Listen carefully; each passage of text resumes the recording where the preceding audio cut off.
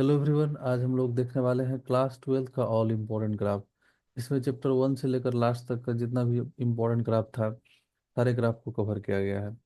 और आप लोगों को पता है कि अच्छे क्वेश्चन को सॉल्व करने के लिए ग्राफ का नॉलेज होना बहुत ज़रूरी है।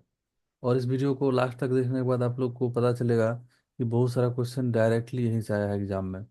तो चलिए हम लोग स्टार्ट करते हैं।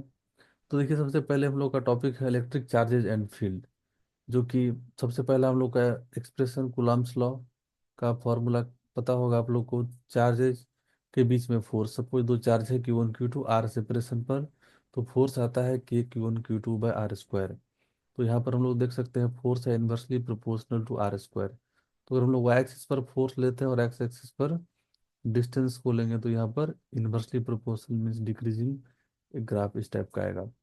अब अगर कभी कभी क्या होता है कि एक्स एक्सिस पर 1/r² को लेते हैं, वाई एक्सिस पर एफ को लेंगे, तो F directly proportional to 1/r² हम लोग बोल सकते हैं।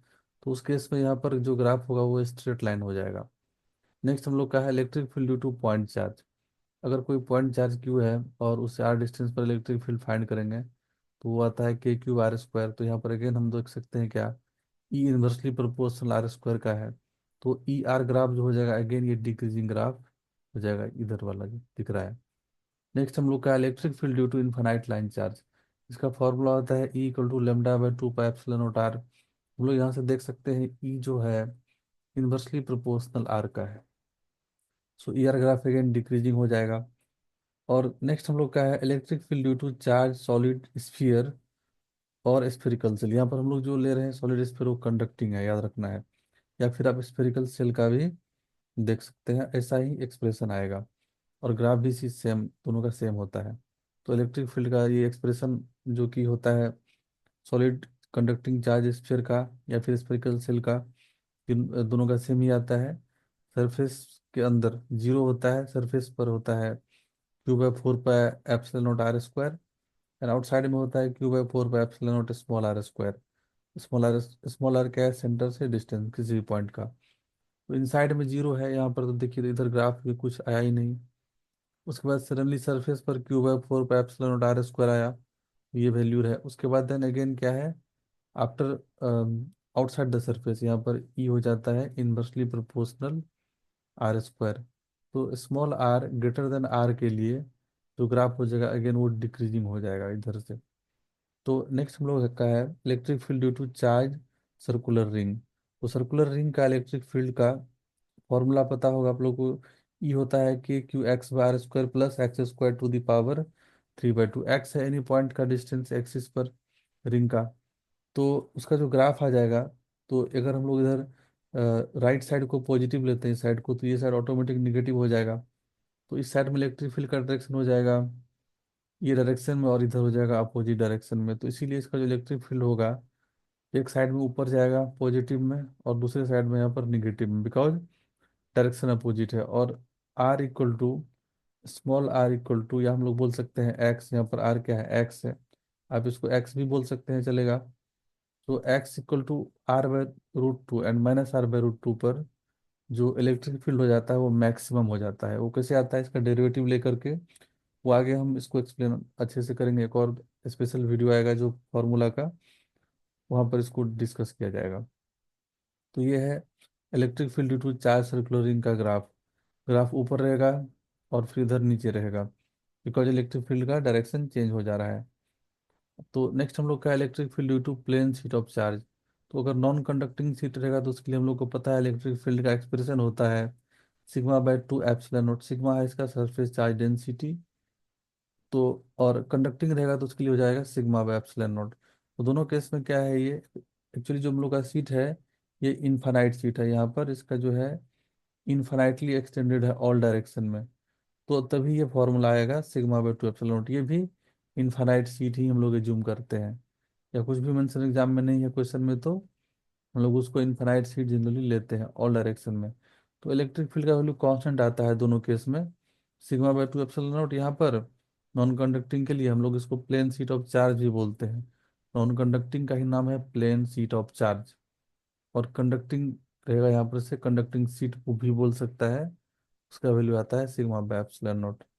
तो दोनों केस में कांस्टेंट है इलेक्ट्रिक फील्ड। तो देखिए यहाँ पर ग्राफ जो हो जाएगा, डिस्टेंस इंडिपेंडेंट है, रेडियल डिस्टेंस का किसी पॉइंट का, तो फिक्स एक पैरेलल ग्राफ आएगा आर एक्सिस का। नेक्स्ट हम लोग का है electric field due to uniformly charge solid sphere. अब ये सॉलिड स्फीयर नॉन कंडक्टिंग है, याद रखना है, वो कंडक्टिंग था। यहाँ पर इंटायर वॉल्यूम में चार्ज डिस्ट्रीब्यूटेड है, यहाँ पर इंटायर वॉल्यूम में चार्ज डिस्ट्रीब्यूटेड है, जो भी चार्ज हम लोग देंगे वो अंदर भी रहेगा। बट वहाँ पर जो था ये वाला केस, यहाँ पर चार्ज जो हम लोग दिए थे सारा चार्ज ऊपर में आ गया था, सरफेस पर के ऊपर था, अंदर में नहीं था, बिकॉज ये कंडक्टिंग था या फिर सेल था। तो यहाँ पर सारा वॉल्यूम में चार्ज है, तो इलेक्ट्रिक फील्ड का एक्सप्रेशन इस टाइप का आता है, अंदर के लिए सरफेस पर और फिर बाहर के लिए। तो इसका ग्राफ जो हो जाएगा सेंटर से लेकर के सरफेस तक स्ट्रेट लाइन इंक्रीजिंग हो जाएगा, बिकॉज इस रीजन में ई प्रोपोर्शनल स्मॉल आर का है, आप देख सकते हैं एक्सप्रेशन से। और इधर ई इनवर्सली प्रोपोर्शनल आर स्क्वायर का हो जा रहा है आउटसाइड में। तो ये ग्राफ पहले लीनियर जाएगा, देन उसके बाद ये डिक्रीजिंग हो जाएगा। तो ये था हम लोग का electric field due to uniformly charge solid sphere non conducting, ये इंपॉर्टेंट याद रखना है। नेक्स्ट हम लोग देखेंगे electric potential. Electric potential due to point charge, सबसे पहले हम लोग को पता है फॉर्मूला के क्यूब आर होता है, तो वी आर ग्राफ जो हो जाएगा यहाँ पर, वो एक्सिस पर भी लेते हैं, एक्स एक्सिस पर आर लेंगे हम लोग। तो ये वी आर ग्राफ क्या हो जाएगा, वी इनवर्सली प्रोपोर्शनल आर का है, तो ग्राफ डिक्रीजिंग हो जाएगा। और अगर यहाँ पर नेगेटिव चार्ज होगा सपोज माइनस क्यू, तो भी का एक्सप्रेशन क्या होता है, minus k q by r. तो अगेन यहाँ पर भी inversely proportional to -1 by r बोल सकते हैं, इसलिए ग्राफ यहाँ पर नीचे भी हो सकता है। तो कभी माइनस चार्ज दे देगा तो ऑप्शन में ग्राफ रहेगा, तो आपको नीचे वाला ग्राफ सेलेक्ट करना है एक्सिस देख करके, ये कंफ्यूजन नहीं रखना है। नेक्स्ट हम लोग का है electric potential due to charge conducting sphere और कंडक्टिंग स्फेरिकल सेल, और सेल भी हम लोग बोल सकते हैं यहाँ पर। तो यहाँ पर जो है ये चार्ज कंडक्टिंग स्फीयर है, या फिर सेल भी बोल सकते हैं।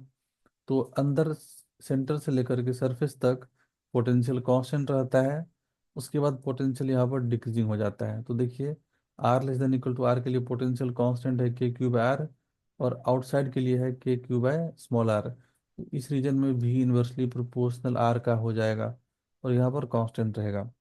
नेक्स्ट हम लोग का है potential due to non conducting sphere uniformly charge. यहाँ पर यूनिफॉर्मली चार्ज नॉन कंडक्टिंग है, मतलब इंटायर वॉल्यूम में चार्ज यूनिफॉर्मली डिस्ट्रीब्यूटेड है, तो उसके लिए जो एक्सप्रेशन है पोटेंशियल का इस तरह होता है, इनसाइड के लिए k cube R cube 3/2 capital R square -1/2 small r square.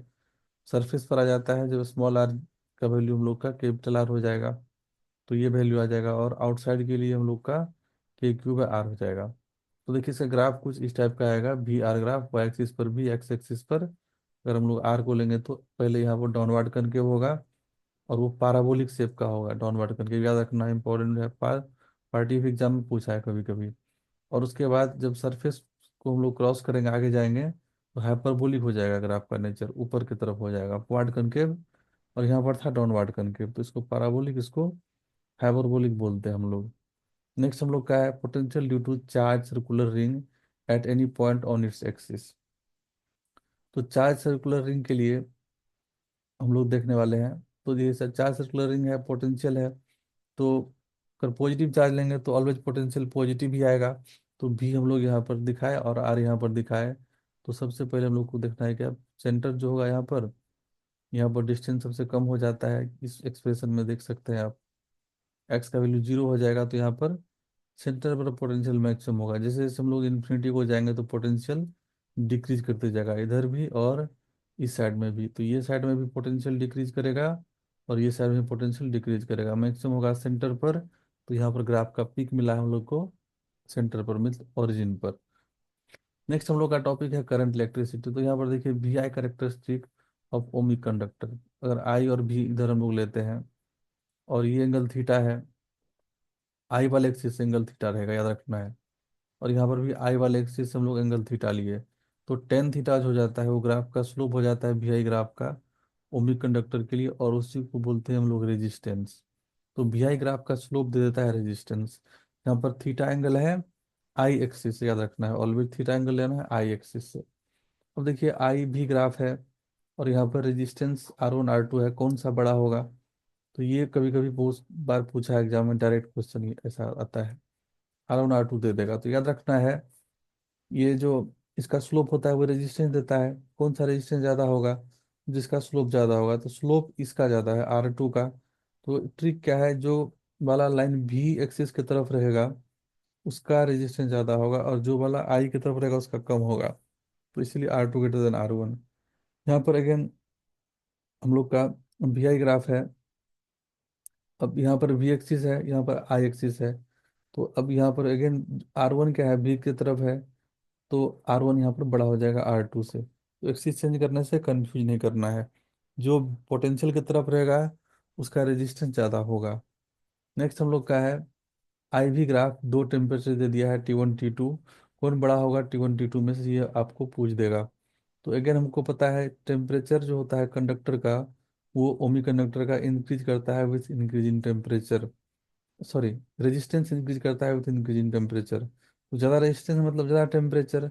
तो T2 वाला का रेजिस्टेंस ज़्यादा है क्योंकि ये भी एक्सिस की तरफ है, तो इसका टेम्परेचर ज़्यादा हो जाएगा, और इसका टेम्परेचर कम हो जाएगा क्योंकि इसका रेजिस्टेंस कम है। तो T2 > T1 हम लोग बोलेंगे। लेकिन यहाँ पर हम लोग अगर एक्सिस चेंज करेंगे, भी ले लेते हैं Y एक्सिस पर, और I ले लेते हैं X एक्सिस पर। तो यहाँ पर अगेन जो भी की तरफ है T1 है, इसका रेजिस्टेंस ज़्यादा है, और इसका T2 का रेजिस्टेंस कम है। तो रेजिस्टेंस ज़्यादा वाले का टेम्परेचर ज़्यादा होना चाहिए, तो इसीलिए हम लोग यहाँ पर क्या लिखेंगे, T1 > T2। नेक्स्ट हम लोग का बी है characteristic of non ohmic conductor. Conductor अगर नॉन ओमिक रहेगा तो इस टाइप का कुछ भी है कैरेक्टरिस्टिक हो जाएगा। देखिए आई एक्सिस है, भी एक्सिस है, यहाँ पर बस एक्सिस चेंज किए हैं। तो देखिए आई की तरफ कनकेव रहेगा, आई वाई एक्सिस पर है तो आई की तरफ कनकेव अपवार्ड इधर। यहाँ पर आई है एक्स एक्सिस पर, तो आई की तरफ ये कनकेव होकर रहेगा। तो ये ऑलवेज माइंड में रखना है। जो नॉन ओमिक कंडक्टर का भी है कैरेक्टरिस्टिक होगा, वो आई वाले एक्सिस की तरफ कनकेव होगा।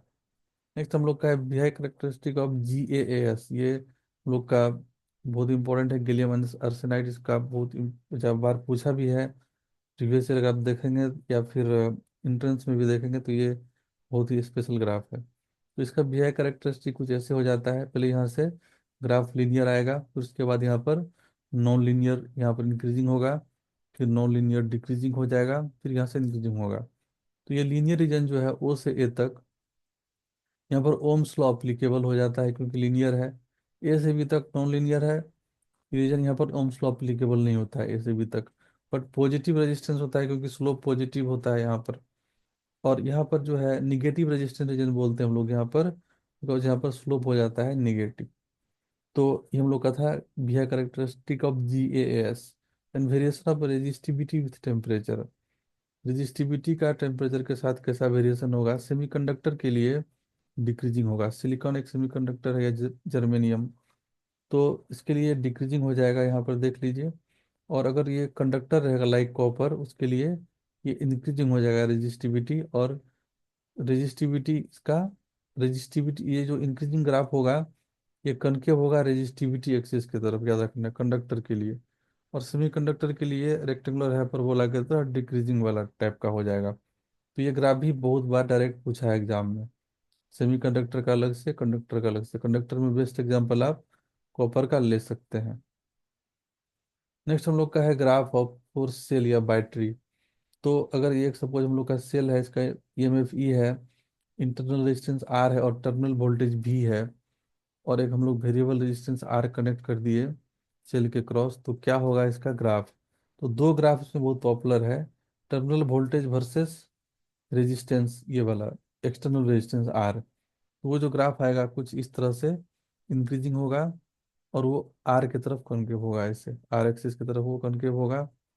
आर यहाँ पर देखिए जो टर्मिनल वोल्टेज का एक्सप्रेशन आएगा वो IR आएगा, और वो सॉल्व करके आता है E/R+R। ये फॉर्मूला में आप लोग को पता होगा, आगे ड्रिल में इसका डेरिवेशन भी किया जाएगा सब कुछ। तो फिलहाल याद रखना है VR ग्राफ जो हो जाएगा वो आर एक्सिस की तरफ इस तरह रहेगा कॉन्केव। और VI ग्राफ है, यहाँ पर अगर VI ग्राफ लेंगे हम लोग, करंट और वोल्टेज का टर्मिनल वोल्टेज का ग्राफ, तो वो इस तरह से डिक्रीजिंग आता है ऑलवेज यहाँ से। और हम लोग को पता है टर्मिनल वोल्टेज होता है E - IR, तो ये भी यूज में है, इसी का ग्राफ है एक्चुअली यहाँ पर ये। और हम लोग स्ट्रेट लाइन इक्वेशन है ये, y = mx + c के फॉर्म में, इसीलिए इसको हम लोग ऐसे ड्रॉ किए हैं। क्योंकि ये ग्राफ है V equal to E minus I R का। ई होता है ये वैल्यू जहाँ पर हो जाता है आई जीरो। तो और ये जो एक्सप्रेशन है इसका, ये जो ग्राफ है इस वाले एक्सप्रेशन का ग्राफ है।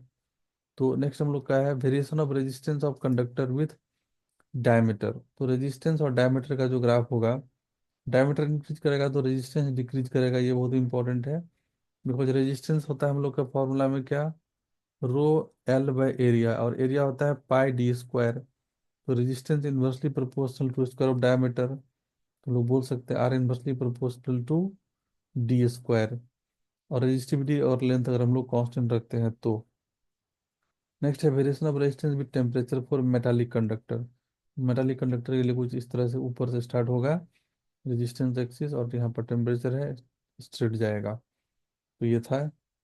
देन नेक्स्ट हम लोग का है variation of drift velocity with cross section area. Drift velocity का क्रॉस सेक्शन एरिया से किस तरह वेरिएशन होगा for metallic conductor. Metallic conductor के लिए इसका वेरिएशन हम लोग देख रहे हैं। तो ये डायरेक्टली प्रोपोर्शनल हो जाता है area of cross section for metallic conductor, straight line graph passes through origin. Next topic हम लोग का है magnetic effect of current and moving charges. तो सबसे पहले हम लोग देख लेते हैं इसमें magnetic field due to straight current carrying conductor. अगर हम लोग infinite straight current carrying conductor लेंगे तो डी डिस्टेंस पर क्या हो जाएगा, बी का value mu naught I by two pi D. तो यहाँ से हम लोग बोल सकते हैं बी इन्वर्सली प्रोपोर्शनल डी का है, तो ग्राफ ये बी डी ग्राफ डिक्रीजिंग हो जाएगा। नेक्स्ट हम लोग का है Biot Savart law. Biot Savart law का जो एक्सप्रेशन होता है मैग्नेटिक फील्ड का फॉर्मूला ये होता है। तो ये करंट कैरिंग वायर है, यहाँ पर आई करंट कैरी कर रहा है, तो आर डिस्टेंस पर जो मैग्नेटिक फील्ड होगा उसका वैल्यू आता है ये एक्सप्रेशन से। तो डी भी इन्वर्सली प्रोपोर्शनल आर स्क्वायर का है। तो बी आर ग्राफ जो हो जाएगा यहाँ पर डिक्रीजिंग हो जाता है, ऑलवेज इन्वर्सली प्रोपोर्शनल में डिक्रीजिंग होता है, ये फिक्स है। नेक्स्ट हम लोग का है magnetic field on the axis of circular current carrying coil. Circular current carrying coil के एक्सिस पर मैग्नेटिक फील्ड का ये एक्सप्रेशन होता है। और जो इसका ग्राफ हो जाएगा अगेन, वो ग्राफ हो जाएगा इस टाइप का। पहले यहाँ पर जाएगा, ओरिजिन पर मैक्सिमम होगा सेंटर पर, जब एक्स जीरो हो जाएगा।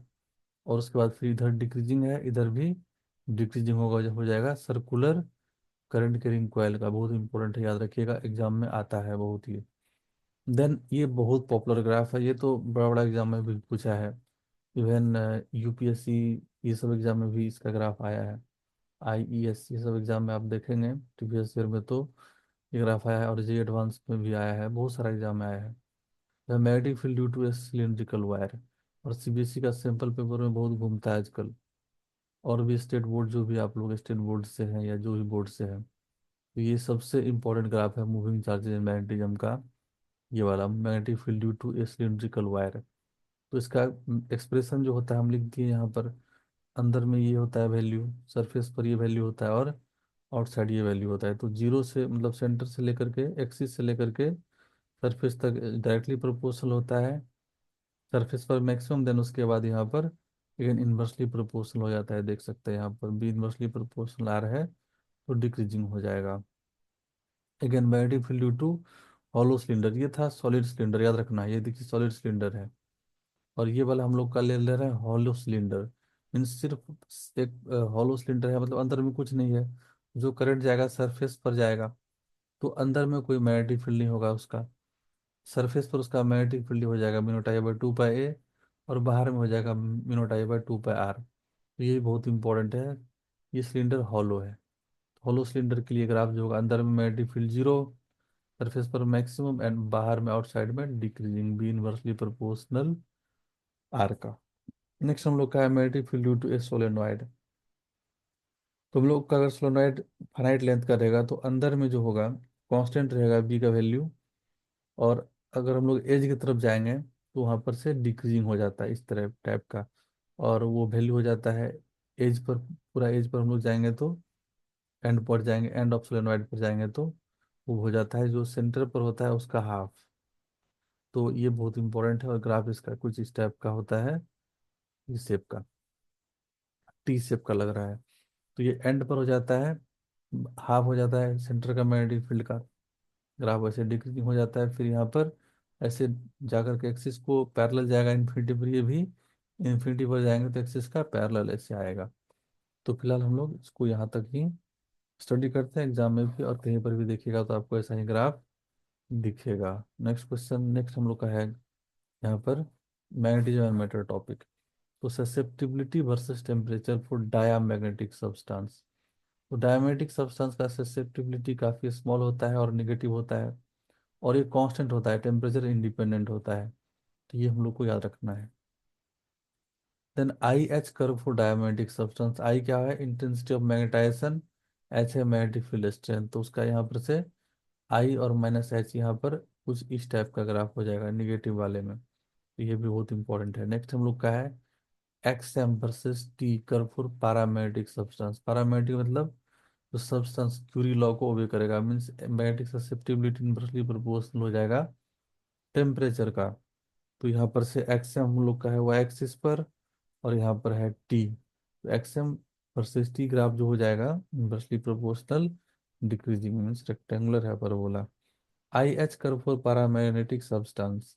पैरामैग्नेटिक के लिए आई एच कर्व होगा again straight line passes through origin, और इंक्रीजिंग होगा नेचर का। देन नेक्स्ट हम लोग का है susceptibility versus temperature graph for any magnetic substance. तो एनी मैग्नेटिक सब्सटेंस के लिए देखिए यहाँ पर ग्राफ कुछ इस टाइप का हो जाएगा। पैरामैग्नेटिक के लिए हो जाता है यहाँ पर डिक्रीजिंग, और इधर वाला पार्ट जो हो जाएगा वो फेरोमैग्नेटिक हो जाएगा। और ये पैरामैग्नेटिक क्यू टेम्परेचर से पीछे जो होगा वो फेरोमैग्नेटिक वाला लाइन होता है, ये वाला पार्ट। और ये पैरामैग्नेटिक बिहेवियर शो करता है आफ्टर क्यू टेम्परेचर। तो जनरल एनी मैग्नेटिक सब्सटेंस का हम यहाँ पर देख रहे हैं ग्राफ इस टाइप का होगा, और यहाँ पर फिर डिक्रीजिंग होगा। नेक्स्ट है आई H curve for ferromagnetic substance. Intensity of magnetisation versus magnetic field strength कैसे होगा? तो ये आई एच कर्व हो जाएगा, ओरिजिन से स्टार्ट होगा इंक्रीजिंग ऐसे, और फिर आगे यहाँ तक जाएगा ऐसे। आई H curve for ferromagnetic direct exam में भी आता है। फिर हम लोग का है hysteresis loop for ferromagnetic substance. देखिए ये हिस्टेरेसिस लूप है फेरोमैग्नेटिक सब्सटेंस का, याद रखना है किसका है? फेरोमैग्नेटिक सब्सटेंस का। तो यहाँ पर ये ग्राफ जो है स्टार्ट यहाँ से करना है, और फिर आगे यहाँ जाएगा, फिर पॉइंट ए पर, फिर यहाँ पर बी है, सी है, डी है, ई है, एफ, फिर यहाँ पर एक क्लोज लूप बनाएगा ये वाला ग्राफ। और ये जो हाइट होता है जहाँ पर ये आई कट करता है, आई वाला एक्सिस को कट करता है ये ग्राफ, उसको बोलते हैं रिटेंटिविटी। और ये वाला जहाँ पर ये एच एक्सिस को कट करेगा उसको कर्सिविटी बोलते हैं हम लोग। तो यहाँ पर जो आई एच कर्व है, कभी बी एच कर्व भी इसको हम लोग बोलते हैं, सेम नेचर का होता है। तो unit of area of I H loop जो हो जाएगा, इसका इसका जो एरिया हो जाता है उसका यूनिट हो जाता है एम्पियर स्क्वायर मीटर स्क्वायर। आप चेक कर सकते हैं, दोनों का प्रोडक्ट दे देगा एरिया, दोनों वेरिएबल का। अब unit of area of B H loop रहेगा, इसको हम लोग बी एच ग्राफ बना देंगे। तो म्यू टाइम्स ये हो जाएगा area of I H loop, because लोगों को B equal to mu H relation होता है, और एच और आई में भी रिलेशन है। Then area under B H loop जो होता है वो देता है energy loss per unit volume. ये बहुत इंपॉर्टेंट है, डायरेक्ट एग्जाम में यहाँ से क्वेश्चन भी आता है। तो हिस्टैरिसीस लूप है ये फेरोमैग्नेटिक सब्सटेंस का, ऐसे होगा। और इसका ग्राफ का जो डायरेक्शन है एरो का वो बहुत इंपॉर्टेंट है, वो माइंड में रखिएगा। कौन सा वैल्यू कर्सिविटी बताता है और क्या रिटेंटिविटी बताता है, ये भी एग्जाम में आता है। देन हम लोग का नेक्स्ट है hysteresis loop for soft iron and steel. देखिए सॉफ्ट आयरन जो है उसके लिए रेड वाला ग्राफ है, और स्टील के लिए ये ग्रीन वाला ग्राफ है। तो जो सॉफ्ट आयरन होता है उसके लिए टॉल एंड नैरो, ये कैसे कर्व है लूप है, टॉल एंड नैरो रहेगा, याद रखना है। और स्टील जो रहेगा उसके लिए ये थोड़ा सा वाइड रहेगा। तो सॉफ्ट आयरन को हम लोग ट्रांसफार्मर कोर में यूज करते हैं। इसका ये भी रीजन है क्योंकि इसका जो लॉस होता है वो कम होता है। क्यों लॉस कम होता है? बिकॉज काफी नैरो होता है और टॉल होता है ये हिस्टैरिसीस लूप।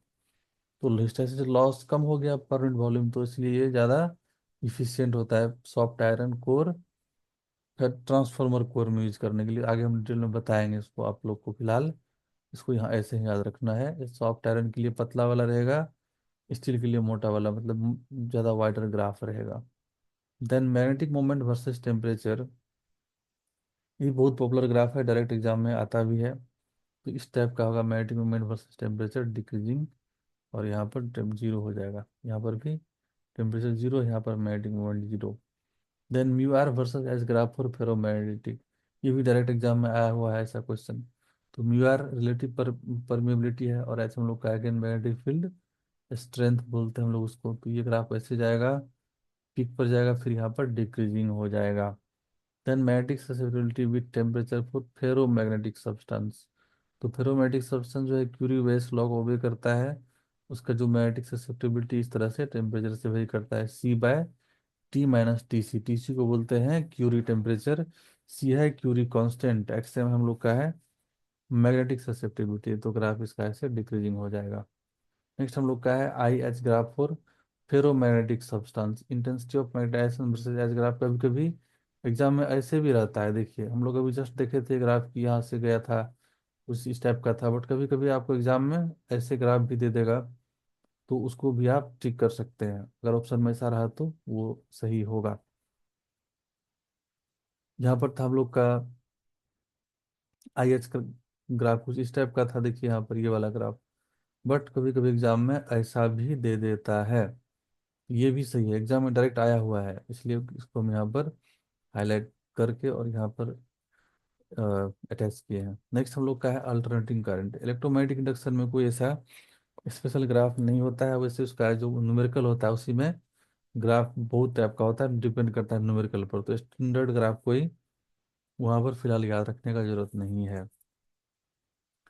अल्टरनेटिंग करंट में प्योर रजिस्टर अगर हम लोग इसी सर्किट में लगाएंगे तो उसका जो ग्राफ होगा, तो पहले हम लोग वेव फॉर्म देख रहे हैं यहाँ पर से, वोल्टेज और करंट सेम फेज में होता है, तो दोनों सेम जगह से स्टार्ट होगा। ये जो रेड लाइन है वोल्टेज के लिए है, सप्लाई वोल्टेज के लिए, और ये जो ग्रीन लाइन है वो है करंट के लिए। तो कुछ इस टाइप का ग्राफ रहता है, दोनों सेम फेज में रहता है, कोई फेज डिफरेंस नहीं होता है। तो कटिंग पॉइंट सेम ही होता है, ग्राफ का याद रखना है। ये है रेजिस्टेंस का वेरिएशन विथ सोर्स फ्रीक्वेंसी, कोई फर्क नहीं पड़ता, रेजिस्टेंस कांस्टेंट रहेगा। ये फेजर डायग्राम है, करंट और ईएमएफ दोनों सेम फेज में है, और यहाँ पर हम लोग का ये एंगल ओमेगा टी है। तो ये फेजर क्या होता है, रोटेटिंग वेक्टर होता है, जो कि आप लोग को पता होगा, नहीं तो मुझको बताएंगे डिटेल में आगे। यानी प्योर कैपेसिटर इन एसी सर्किट, अगर कैपेसिटर हम लोग लगाएंगे तो एक्सप्रेशन ईएमएफ का ऐसे हो जाता है equal to E not sine omega t, और करंट हो जाता है pi by two, phase lead कर जाता है। तो देखिए करंट का ग्राफ पीछे से स्टार्ट होगा और आगे से स्टार्ट हो जाएगा ईएमएफ का। तो ये जो ग्रीन वाला ईएमएफ है, रेड वाला हम लोग का वेव फॉर्म जो है वो करंट का है। लेकिन एक्सी जो होता है वन बाय ओमेगा सी होता है, एक्सी जो होता है इन्वर्सली प्रोपोर्शनल ओमेगा का हो जाएगा।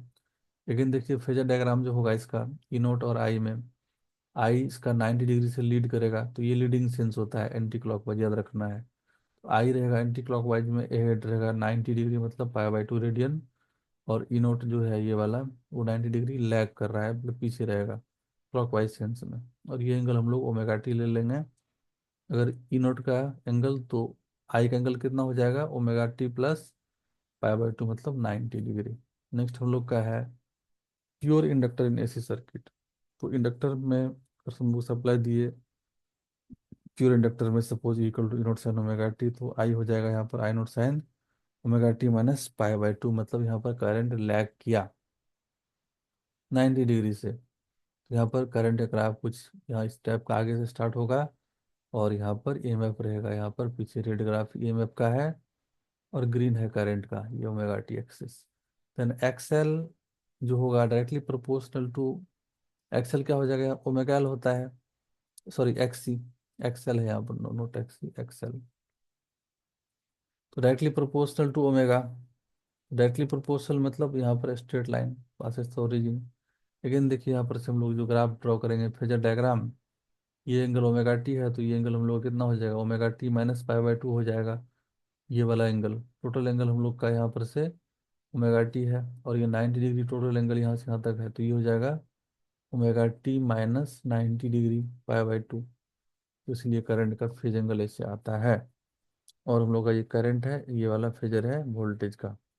L C R series circuit, EMF हम लोग का, अगर इस टाइप का है तो आ जाएगा यहाँ पर करंट इस टाइप का। अब यहाँ पर +5 भी हो सकता है, -5 भी हो सकता है, डिपेंड करेगा सर्किट इंडक्टिव है या कैपेसिटिव है। तो इसमें हम लोग को ग्राफ जो है वो वेव फॉर्म हम लोग ड्रॉ करेंगे तो बहुत सारा केस हो सकता है, लैग भी हो सकता है, करंट लीड भी हो सकता है। तो हम लोग इसका मेनली फेजर डायग्राम देख लेते हैं। यहाँ पर ये एंगल फाइ है, तो ये अगर वी आर है और ये ऊपर हो जाएगा V L minus V C. हम लोग यहाँ पर इंडक्टिव सर्किट ही एज्यूम करके फिलहाल चले हैं। मोस्ट ऑफ द सर्किट जो होता है एसी में इंडक्टिव नेचर का होता है, याद रखना है। तो 10 फाइ हो जाएगा यहाँ से V L minus V C divided by V R इस एंगल में, और इसी को बोलते हैं हम लोग फेज एंगल, फेज डिफरेंस। तो 10 फाइ हम लोग का आ गया, V L minus V C by V R, ये फॉर्मूला होता है इसका फेज का। देन हम लोग का ये रिस्पॉन्स कर्व देखिए, ये बहुत इंपॉर्टेंट है रिस्पॉन्स कर्व। वो एक्सिस पर यहाँ पर बहुत सारा वेरिएबल हो सकता है, जेड हो सकता है, एक्सएल हो सकता है, आर हो सकता है, आई हो सकता है, एक्सी हो सकता है, एक्सएल माइनस एक्सी भी हो सकता है।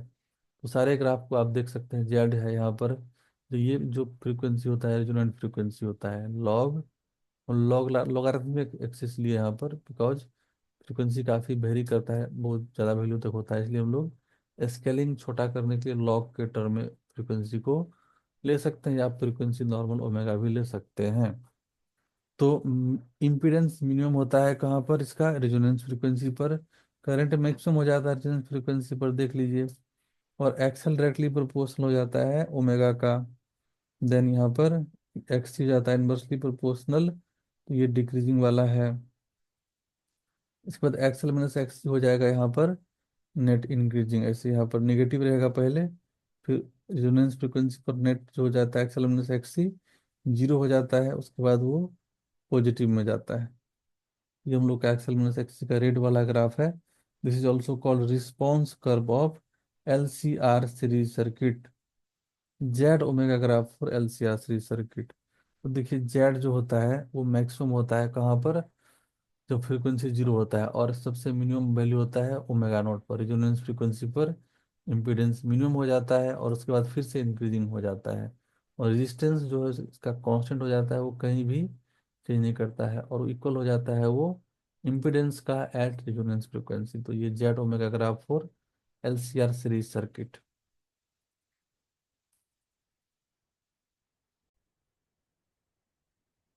तो देखिए नेक्स्ट हम लोग का है क्वालिटी फैक्टर वर्सेस फ्रीक्वेंसी का ग्राफ। तो ये ग्राफ कुछ इस टाइप का होगा। तो अगर रेजिस्टेंस डिक्रीज करेगा तो क्वालिटी फैक्टर इंक्रीज करेगा। तो यहाँ पर दो रेजिस्टेंस है R1 R2। यहाँ पर रेजिस्टेंस R1 R2 में से R1 बड़ा है, और यहाँ पर R2 छोटा है। सॉरी, R2 बड़ा है और R1 छोटा है, तो रेजिस्टेंस डिक्रीज कर रहा है, तो यहाँ पर क्वालिटी फैक्टर इंक्रीज करेगा। अगेन देखिए यहाँ पर जो नीचे रहेगा, हम लोग करंट और ओमेगा का ग्राफ यहाँ पर ड्रॉ किए हैं, आई और ओमेगा का। तो जो ग्राफ में रेजिस्टेंस यहाँ पर, जो ग्राफ नीचे रहेगा उसका रेजिस्टेंस ज़्यादा होगा, ये रेजिस्टेंस का ऑर्डर हो जाएगा। आई ओमेगा ग्राफ और L C R series circuit है ये वाला। और यहाँ पर क्यू ओमेगा ग्राफ है, तो जो ग्राफ नीचे रहेगा उसका रेजिस्टेंस ज़्यादा होगा, और उसका क्वालिटी फैक्टर क्या होगा, कम होगा। ये इम्पोर्टेंट याद रखना है। आर डिक्रीजेज क्यू इंक्रीजेज, इसका आर कम है। यहाँ पर हम लोग ये लिख सकते हैं R1 लेस देन R2, नीचे वाला ज़्यादा रेजिस्टेंस है। इसी तरह यहाँ पर भी R1 R2 R3 में सबसे ज़्यादा वैल्यू होगा वो R1 का होगा, देन R2 का, देन R3 का। ये पूछ देता है एग्जाम में। नेक्स्ट हम लोग का है बैंडविड्थ क्या होता है, देखिए। हम लोग को आई ओमेगा ग्राफ अगर रहेगा तो दो फ्रीक्वेंसी ऐसा होगा जहाँ पर करंट, जो पीक करंट है, ये करंट का ग्राफ है। तो करंट जो है वहाँ पर पीक करंट का 1/√2 टाइम्स हो जाएगा दो फ्रीक्वेंसी पर। अगर ये I/√2, ये करंट आई नोट है, तो एक करंट I0/√2 आएगा, तो उससे कोरस्पॉन्डिंग दो फ्रीक्वेंसी मिलेगा, एक ओमेगा 1 और एक ओमेगा 2। इसको हम लोग बोलते हैं हाफ पावर करंट। और ये जो फ्रीक्वेंसी है ओमेगा 1 ओमेगा 2, ये है हाफ पावर फ्रीक्वेंसी। यहाँ पर जो पावर डिसिपेशन हो जाता है वो half of the maximum power होता है। तो इस दोनों फ्रीक्वेंसी का डिफरेंस जो होता है ओमेगा 1 और ओमेगा 2 का, उसी को बोलते हैं हम लोग बैंड विड्थ। नेक्स्ट हम लोग का है इलेक्ट्रोमैग्नेटिक वेव टॉपिक। इसी में एक ही ग्राफ हम लोग का EM वेव प्रोपोगेशन का है मेनली, और कोई ग्राफ स्टैंडर्ड इसमें नहीं है। तो सपोज इलेक्ट्रिक फील्ड हम लोग का एक्स एक्सिस के लॉन्ग वेरी कर रहा है, like equal to E naught sine K X plus omega T, and magnetic field है along Y axis B equal to B naught sine K X plus omega T. यहाँ पर wave propagation हो रहा है यहाँ पर अलॉन्ग जेड एक्सिस। तो ये हम लोग को याद रखना है। यहाँ पर चलिए के जेड होगा, यहाँ पर के जेड का टर्म यहाँ पर आएगा, याद रखना है, नोट के एक्स, यहाँ पर के जेड आएगा, because Z direction wave propagate कर रहा है। तो ये था हम लोग का इलेक्ट्रोमैग्नेटिक वेव का एक इम्पॉर्टेंट ग्राफ। एक्स एक्सिस के लॉन्ग था इलेक्ट्रिक फील्ड का वेरिएशन, वाई एक्सिस के लॉन्ग था मैग्नेटिक फील्ड का वेरिएशन। नेक्स्ट हम लोग का है रे ऑप्टिक्स का कुछ इंपॉर्टेंट ग्राफ देखिए। तो रे ऑप्टिक्स में जो ग्राफ है, सबसे पहले प्लेन मिरर के लिए यूवी ग्राफ हम लोग देखेंगे। तो उसके लिए प्लेन मिरर के लिए भी वाई एक्सिस पर लिए, एक्स एक्सिस पर यू लिए, ये ग्राफ एक स्ट्रेट लाइन हो जाएगा जो कि सेकेंड और फोर्थ क्वाड्रेंट से पास करेगा, और ये इसका स्लोप हो जाएगा 135 डिग्री एंगल, मतलब 10 थीटा इसका हो जाएगा -1। ये एंगल होता है 135 डिग्री, ये भी एग्जाम में पूछ चुका है। नेक्स्ट हम लोग का UV graph for spherical mirror. तो देखिए हम लोग स्फेरिकल मिरर में दो मिरर हम लोग को पता है, concave mirror and convex mirror हम लोग जनरली यूज करते हैं। तो यू भी ग्राफ जो होगा वो एक्सिस पर भी लेना है ऑलवेज, और एक्स एक्सिस पर यू लेना है। तो यहाँ पर ऐसे ग्राफ हो जाएगा, और इधर ये रेड वाला जो पार्ट है ग्राफ है, और ये जो डॉटेड लाइन है ग्रीन कलर में यहाँ पर, ये एसिम्पटोट बोलते हैं इसको ग्राफ का हम लोग, पैरेलल लाइन। तो इसके पैरेलल ग्राफ आएगा, और जिनसे पास करेगा फिर इधर वाले लाइन का पैरेलल चला जाएगा। फिर ऐसे यहाँ पर से इंफिनिटी से आएगा, और यहाँ पर पैरेलल जाएगा। कटिंग पॉइंट जो होता है वो -f होता है। एफ है फोकल लेंथ। तो जो फॉर्मूला होता है 1/u+1/v, या हम लोग ऐसे बोल सकते हैं 1/v+1/u=1/f। उसी में ये एफ होता है हम लोग का फोकल लेंथ, और ये कटिंग पॉइंट जो होता है ये दोनों ग्रीन वाली लाइन का वो -f पर होता है। तो इस पॉइंट का कोऑर्डिनेट है -f, याद रखना है। देन कॉन्वेक्स मिरर के लिए हम लोग का जो हो जाएगा, ये जो ग्रीन लाइन है दो डॉटेड यहाँ पर फर्स्ट पॉइंट में कट करेगा एफ पर, और यहाँ पर ग्राफ ऐसे आएगा टेंजेंट इन्फिनिटी से, और इधर भी इन्फिनिटी की तरफ टेंजेंट जाएगा।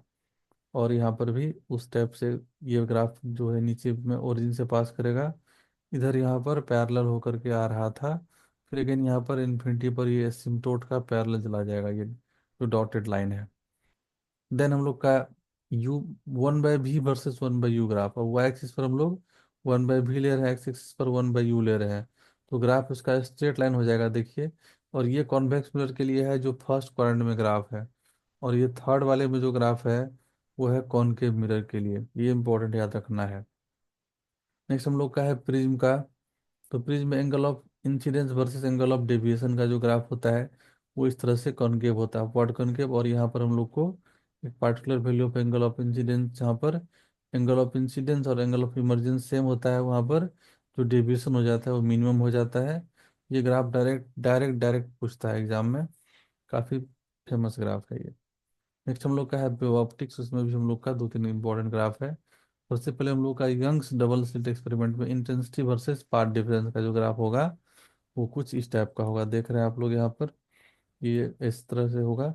और लेमडा, यहाँ पर ये लेमडा है ये वाला, और ये वाला है 2 लेमडा। तो एन लेमडा पर जो होता है वो होता है क्या, कंस्ट्रक्टिव इंटरफेरेंस होता है, आप लोगों को पता होगा। इंटेंसिटी मैक्सिमम होगा लेमडा पर, 2 लेमडा पर, 3 लेमडा पर। देन अगेन हम लोग का है सिंगल स्लिट डिफ्रैक्शन। तो ये ग्राफ बहुत इंपॉर्टेंट है। ये मैक्सिमम इंटेंसिटी, यहाँ पर भी ये आई नोट था मैक्सिमम इंटेंसिटी, यहाँ पर ये इंटेंसिटी एक्सिस है। अगेन यहाँ पर हम लोग एंगुलर पोजीशन लिए एक्स एक्सिस पर। तो ग्राफ कुछ इस टाइप का आएगा, यहाँ पर डिक्रीजिंग रहेगा 0 लेमडा/a, 2 लेमडा/a, 3 लेमडा/a, इस तरह से रहेगा। बॉटम पॉइंट वहाँ पर मिलेगा, और यहाँ पर -लेमडा/a निगेटिव में रहेगा। तो ये सेंट्रल मैक्सिमा का हम लोग का एंगुलर पोजीशन या एंगुलर सेपरेशन है। तो कितना हो जाता है दोनों का डिफरेंस, तो यहाँ पर 2 लेमडा/a हो जाता है width of central maxima, angular width. Then हम लोग का इंटेंसिटी वर्सेस पाथ डिफरेंस भी ट्रेस करेंगे तो उसी टाइप का आएगा, बट यहाँ पर हम लोग को लेमडा, 2 लेमडा, 3 लेमडा ऐसे यहाँ पर बॉटम पॉइंट पर दिखाना पड़ेगा। यहाँ पर बॉटम पॉइंट पर आता है n लेमडा, ये डिफरेंस है सिंगल, ये डबल स्लिट एक्सपेरिमेंट में डिफ्रैक्शन में, और यहाँ पर सिंगल स्लिट डिफ्रैक्शन में, सॉरी इंटरफेरेंस और डिफ्रैक्शन में। इस हम लोग क्या था, डबल स्लिट एक्सपेरिमेंट, यहाँ पर इंटरफेरेंस हो रहा था, यहाँ पर एन लेमडा पर पिक मिल रहा था, यहाँ पर एन लेमडा पर बॉटम मिलेगा ग्राफ का। ये पार्ट डिफरेंस है एक्स एक्सिस पर, यहाँ पर भी पार्ट डिफरेंस था। ये इंटेंसिटी है वो एक्सिस पर। नेक्स्ट हम लोग का है dual nature of radiation matter में सबसे important photoelectric current versus intensity. तो वो एक्सिस पर फोटोइलेक्ट्रिक करंट लिए, एक्स एक्सिस पर इंटेंसिटी ऑफ लाइट लिए, तो ये डायरेक्टली प्रोपोर्शनल होगा, मीन्स इंटेंसिटी बढ़ाएंगे तो फोटो करंट बढ़ेगा। नेक्स्ट हम लोग का है stopping potential versus frequency of incident radiation. तो stopping potential versus incident radiation का फ्रीक्वेंसी का जो ग्राफ होगा वो स्ट्रेट लाइन होगा, और वो दो डिफरेंट मेटल हम लोग लेंगे या कितना भी मेटल लेंगे हम लोग तो सारा ग्राफ पैरेलल होगा। और यहाँ पर देखिए इसको हम लोग यहाँ पीछे का डॉटेड लाइन को, यहाँ पीछे ग्राफ नहीं एग्जिस्ट करता है, अगर हम लोग इसको पीछे बढ़ाएंगे तो इंटरसेप्ट ये दिखाएगा जो वाई एक्सिस पर, वही देता है हम लोग को वर्क फंक्शन बताएगा। तो वर्क फंक्शन जो होता है यहाँ पर प्रोपोर्शनल होता है इंटरसेप्ट का। तो जिसका ज़्यादा नीचे में इंटरसेप्ट होगा बी वाले मेटल का ज़्यादा है, ए वाले का कम है, तो वर्क फंक्शन बी का ज़्यादा होगा ए से। और यहाँ पर जो ये थ्रेशोल्ड फ्रिक्वेंसी ये वाला, थ्रेशोल्ड फ्रिक्वेंसी बी वाले का ए वाले से ज़्यादा है। लेकिन ये एंगल स्लोप सेम रहेगा क्योंकि पैरेलल ग्राफ है, इंपॉर्टेंट है, ये भी पूछ देता है एग्जाम में, ये दोनों एंगल सेम रहेगा, पैरेलल ग्राफ है। नेक्स्ट हम लोग का है stopping potential with collector plate potential for different intensity of incident radiation. तो यहाँ पर कलेक्टर प्लेट पोटेंशियल लेना है, यहाँ पर हम लोग को रिटार्डिंग पोटेंशियल लेना है। तो एक स्टॉपिंग पोटेंशियल से स्टार्ट होगा ग्राफ, और यहाँ पर तीन ग्राफ हम लोग लिए, तीन डिफरेंट डिफरेंट इंटेंसिटी पर। यहाँ पर क्या हो रहा है, डिफरेंट इंटेंसिटी वाई एक्सिस पर हम लोग का है, यहाँ पर हम लोग का फोटो करंट, यहाँ पर वाई एक्सिस पर जो होगा वो फोटो करंट होगा, और यहाँ पर एक्स एक्सिस ये जो निगेटिव पोटेंशियल है -V0, वो रिटार्डिंग पोटेंशियल, स्टॉपिंग पोटेंशियल भी हम लोग उसको बोलते हैं। तो यहाँ पर ये वाई एक्सिस पर हम लोग यहाँ पर फोटो करंट लेंगे, याद रखना है PHOTO photo current. Y axis पर ये I1 I2 I3 ये इंटेंसिटी है। सबसे ज़्यादा हो जाएगा I3, then I2, then I1। I three ज़्यादा है तो इसीलिए वहाँ पर फोटो करंट सबसे ज़्यादा होगा, I2 का, देन उसके बाद सबसे कम हो जाएगा I1 का। और भी बहुत सारा ग्राफ हो सकता है, यहाँ पर इंटेंसिटी डिफरेंट लिए हम लोग। नेक्स्ट हम लोग का है variation of photo current with collector plate potential for different frequency of incident radiation. तो यहाँ पर फ्रीक्वेंसी हम लोग चेंज कर दे रहे हैं। तो सपोज ये वाला ग्राफ का फ्रीक्वेंसी म्यू 1 है, इसका म्यू 2, इसका म्यू 3 है, तो यहाँ पर ऑर्डर हो जाएगा, म्यू 3 सबसे बड़ा हो जाएगा, देन म्यू 2, देन म्यू 1। जिसका फ्रीक्वेंसी ज़्यादा रहेगा उसका स्टॉपिंग पोटेंशियल भी निगेटिव में उतना ज़्यादा रहेगा। और आगे जाके तीनों ग्राफ मीट करता है और यहाँ पर पैरेलल हो जाता है। और ये जो फोटो करंट है इसको हम लोग बोलते हैं सेचुरेशन करंट, याद रखना है। इधर कलेक्टर प्लेट पोटेंशियल है, इधर रिटार्डिंग पोटेंशियल है, और यहाँ जहाँ पर ये ग्राफ का वैल्यू एक्सिस को टच कर रहा है वो उस फ्रीक्वेंसी के कोरस्पॉन्डिंग स्टॉपिंग पोटेंशियल कहलाता है। तो ये हम लोग का इम्पोर्टेंट था इस ग्राफ में। नेक्स्ट हम लोग का है, देखिए variation of momentum with de Broglie wavelength. तो मोमेंटम और डी ब्रॉगली वेवलेंथ का ये रिलेशन होगा मैटर वेव के लिए। काइनेटिक एनर्जी और वेवलेंथ का जो वेरिएशन होगा वो भी इसी तरह से डिक्रीजिंग होगा। और लॉग लेमडा वर्सेस लॉग के लेंगे हम लोग यहाँ पर, के मतलब काइनेटिक एनर्जी है, लेमडा मतलब वेवलेंथ है, तो वो एक स्ट्रेट लाइन डिक्रीजिंग ग्राफ हो जाएगा इससे। तो ये लॉगरिथमिक स्केल पर भी एग्जाम में आ चुका है। तो आपको एक्सप्रेशन अगर पता है तो ये ग्राफ ड्रॉ कर सकते हैं, नहीं तो इसको आप माइंड में रख सकते हैं डायरेक्ट याद। अब देखिए एटम्स में कुछ इंपॉर्टेंट ग्राफ है।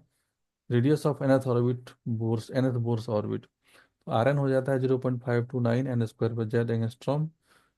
अब Rn वर्सेस जेड का ग्राफ है ये, Rn वर्सेस एन का ग्राफ है ये, और ये है Rn वर्सेस एन स्क्वायर का।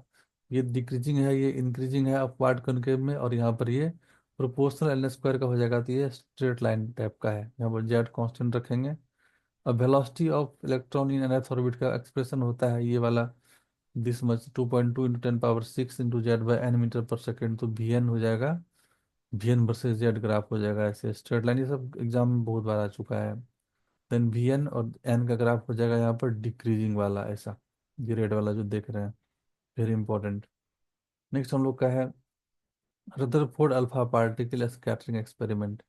तो इसमें जो नंबर ऑफ अल्फा पार्टिकल है और स्कैटरिंग एंगल है उसके बीच में ग्राफ इस तरह से डिक्रीजिंग हो जाएगा, और उसका एक्सप्रेशन जो होता है ये फॉर्मूला से हम लोग को मिलता है। देन एक्सरे स्पेक्ट्रम में जो होता है हम लोग का एक्सरे का ग्राफ ये इस टाइप का होगा। यहाँ पर देखिए ये के सीरीज है, ये वाला यहाँ पर के अल्फा, यहाँ इसको बोलते हैं के बीटा, इस पिक को, ये के अल्फा है ये पिक। और यहाँ पर से ये एल सीरीज है, एल अल्फा, देन यहाँ पर एल बीटा, देन यहाँ पर एल गामा। तो ये रफली इसको आपको याद रखना है, के एल सीरीज कहाँ पर होता है, ये सब कुछ क्वेश्चन में एग्जाम में आ जाता है। इंटेंसिटी वाई एक्सिस पर लेना है, एक्स एक्सिस पर वेवलेंथ लेना है। देन उसमें अगेन एक पॉपुलर ग्राफ है Mosle law for characteristic spectrum. उसने तो मोसले का जो एक्सपेरिमेंट था उसमें ये एक्सप्रेशन था मोसले का, ऑब्जर्व किया था एक्सपेरिमेंटली ये एक्सप्रेस, इस एक्सप्रेशन को सेटिस्फाई कर रहा था। तो atomic number versus root of over of frequency graph जो ड्रॉ किया गया, तो एक्स एक्सिस पर जेड को लिया एटॉमिक नंबर को, और वाई एक्सिस पर स्क्वायर रूट ऑफ फ्रीक्वेंसी को। तो यहाँ पर दो लाइन मिला, तो नीचे वाला लाइन है अल्फा लाइन, अल्फा सीरीज, ऊपर वाला बीटा सीरीज का लाइन। यहाँ पर ये जो डिस्टेंस है, ये जो कांस्टेंट बी है, वो ये वाला डिस्टेंस हो जाता है ओरिजिन से। तो ये इंपॉर्टेंट था mostly law for characteristic spectrum. तो ये हम लोग का इम्पोर्टेंट ग्राफ का नेक्स्ट हम लोग का पार्ट है न्यूक्लियाई। न्यूक्लियाई में देखिए रेडियो एक्टिविटी फेनोमेना। तो यहाँ पर नंबर ऑफ न्यूक्लियाई अनडिकेड, जो डीके होता है वो कुछ इस टाइप का एक्सपोनेंशियल इक्वेशन को ओबे करता है। एक्सपोनेंशियल नेगेटिव है यहाँ पर से। और ये जो वाई एक्सिस पर हम लोग का जो वेरिएबल है वो क्या है, न्यूक्लियाई अनडिकेड, और एक्स एक्सिस पर टाइम है। तो अनडिकेड में वो डिक्रीजिंग होते जाएगा। और यहाँ पर न्यूक्लियाई डिकेट लेंगे अगर हम लोग वाई एक्सिस पर, और एक्स एक्सिस पर टाइम लेंगे, तो यहाँ पर आफ्टर सम टाइम वो हो जाएगा पैरेलल हो जाएगा एन नोट का। एन नोट है इनिशियल नंबर ऑफ न्यूक्लियाई, जब रिएक्शन स्टार्ट हुआ था तब। अब प्रोबेबिलिटी ऑफ अनडिकेड और probability of decade same he graph है, बस कुछ नहीं है। तो प्रोबेबिलिटी में एन बाय एन नोट कर लेंगे तो प्रोबेबिलिटी हो जाता है वो वन से कम ही होगा, या मैक्सिमम वैल्यू उसका वन होगा। तो ये प्रोबेबिलिटी का भी ग्राफ पूछ देता है, प्रोबेबिलिटी अनडिकेड प्रोबेबिलिटी डिकेड का ग्राफ कैसे होगा।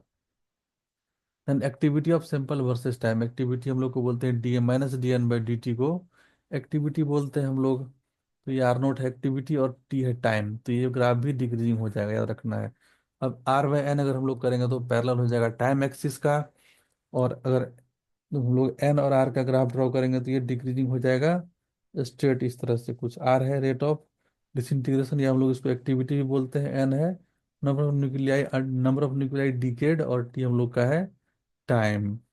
तो ये इंपॉर्टेंट ग्राफ, और भी एक दो इंपॉर्टेंट ग्राफ आप देख सकते हैं।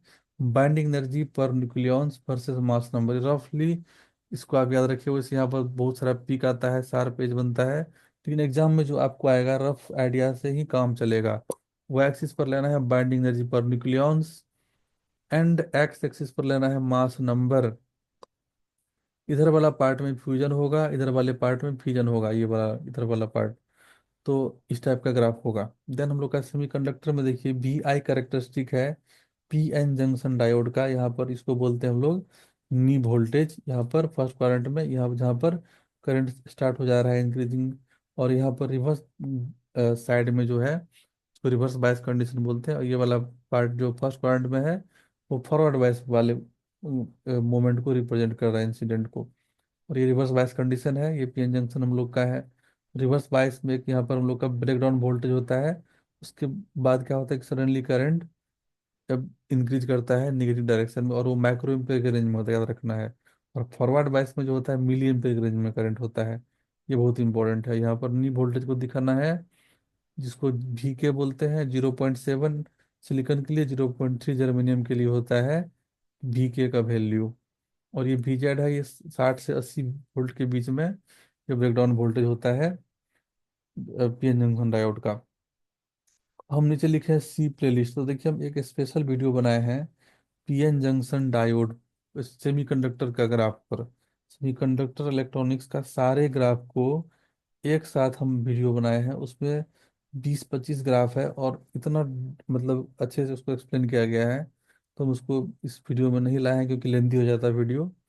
तो आप चैनल के प्लेलिस्ट में जाएंगे तो आपको वहाँ पर मिल जाएगा वो वीडियो, और उस पर आप उसको जाकर देख सकते हैं, बहुत अच्छे से एवरीथिंग बताया गया है वहाँ पर।